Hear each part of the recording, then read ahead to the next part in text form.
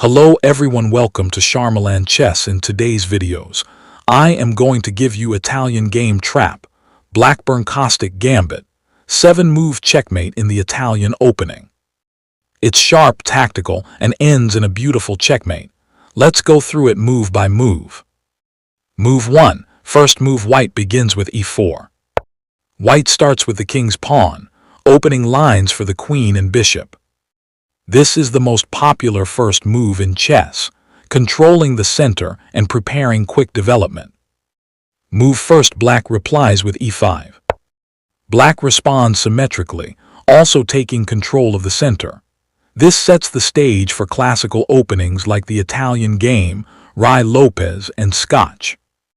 Move second, white plays knight f3. White develops the knight, attacking the e5 pawn. The idea: force black to defend e5 and gain a tempo for development. Move second, black replies with knight c6.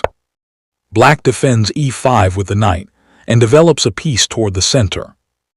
This is the standard move leading to the Italian, Scotch, or even the two knights defense. Move third, white plays bishop c4.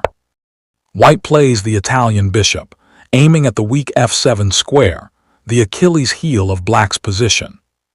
This is a very aggressive move, putting pressure on black immediately. Move third, black replies with knight d4, the Blackburne-Kostić Gambit. Now comes the surprise. Instead of developing normally, black jumps the knight to d4. Why? It attacks the c2 pawn, forking king and rook if white isn't careful. It threatens the knight on f3.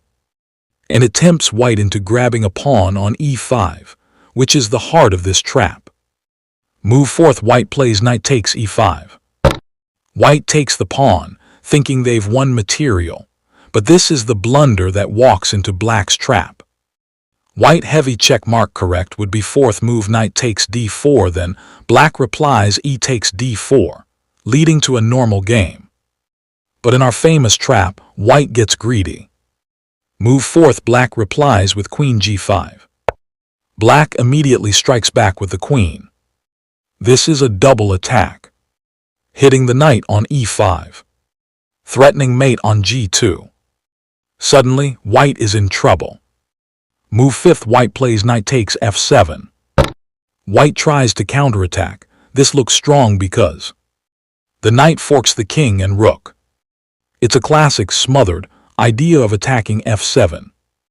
But here it completely backfires, because white ignores the threat to their king's position. Move fifth, move black replies with queen takes g2. Black simply takes the pawn on g2 with check.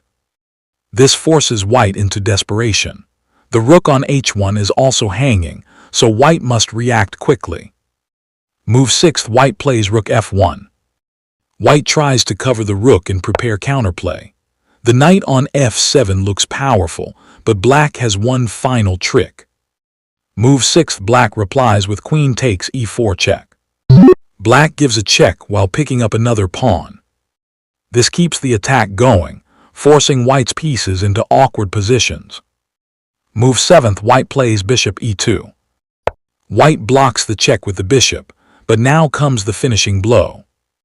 Move seventh, black replies with knight f3 checkmate. The knight jumps to f3, delivering checkmate. The queen on e4 covers escape squares, and the knight supported by the queen seals white's fate. White is completely crushed, checkmate on move 7. And that's the famous Blackburne-Kostić Gambit trap. White falls for greed, and black punishes them with a devastating checkmate in just 7 moves. Always remember, in the opening, beware of free pawns, because sometimes they're poisoned. If you enjoyed this breakdown, don't forget to like, subscribe, and share for more deadly traps and beautiful games.